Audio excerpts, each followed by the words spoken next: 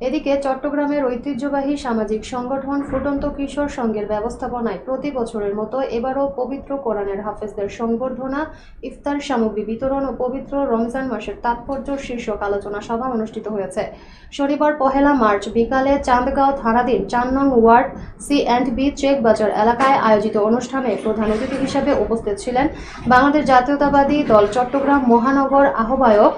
এরশাদ উল্লাহ, ফুটন্ত কিশোর সংঘের কেন্দ্রীয় সভাপতি সাদ্দাম হোসেনের সভাপতিত্বে ও সাধারণ সম্পাদক নুরুল হুদা আরিফের সঞ্চালনায় উদ্বোধক হিসেবে উপস্থিত ছিলেন association of alliance international Chittagong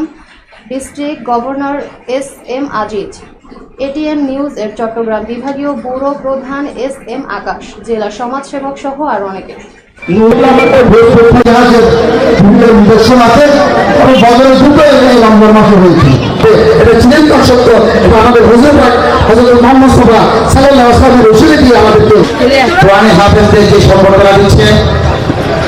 হাফেজদের জন্য যে সম্বর্ধনার আয়োজন করেছে বয়স্ক ভাতা, বিধবা ভাতা, প্রতিবন্ধী ভাতা,